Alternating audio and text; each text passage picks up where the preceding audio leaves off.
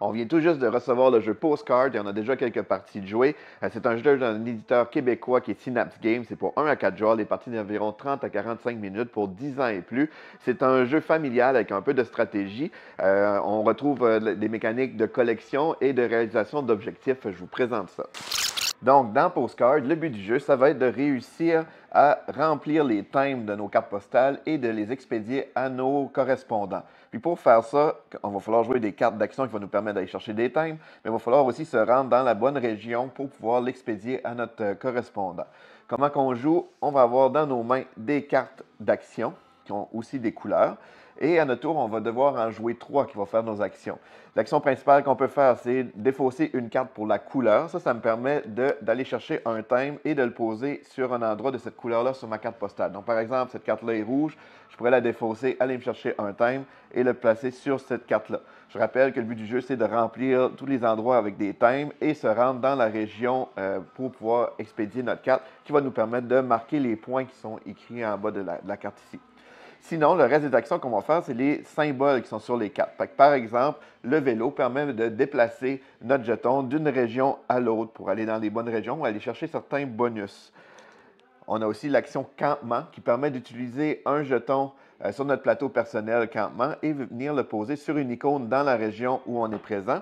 Et si on a cette icône-là sur une de nos cartes postales qui n'a pas été expédiée encore, on va pouvoir placer un thème à l'envers dessus et réaliser l'action spéciale qui est dessus. Comme par exemple, ici, je pourrais me déplacer de deux régions adjacentes.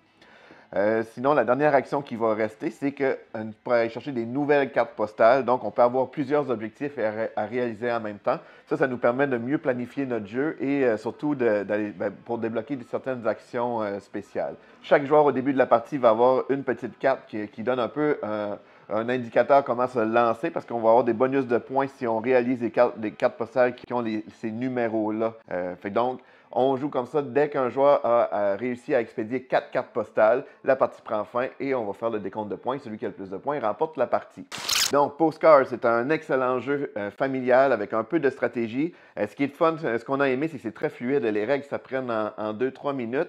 Et même pour les joueurs expérimentés, il y a quand même une façon d'aller chercher un peu de stratégie en jouant avec justement nos campements pour aller débloquer les bons bonus au bon moment pour essayer d'optimiser notre jeu. Ce qui est le fun aussi dans le jeu, c'est que dans la boîte, il y a déjà l'extension Wilderness qui est inclue dedans. Et puis ça, c'est des nouvelles cartes postales avec la faune animale qui va ajouter encore plus de rejouabilité au jeu. Et pour un temps limité, lorsqu'on achète le jeu, ça vient avec aussi des jetons en bois. Donc, au lieu des petits standees de vélo en carton, mais c'est des beaux petits jetons en bois. Fait que c'est encore plus le fun pour la manipulation. Je vous rappelle que le jeu est disponible sur lilojeu.ca. Les livraisons sont gratuites pour toutes les commandes en haut de 79 $. Et pour le prochain 24 heures de la sortie de cette vidéo-là, dans les commentaires, vous allez pouvoir aller chercher un code promo qui vous permet d'avoir un rabais sur le jeu Postcards. Donc, c'est Postcards.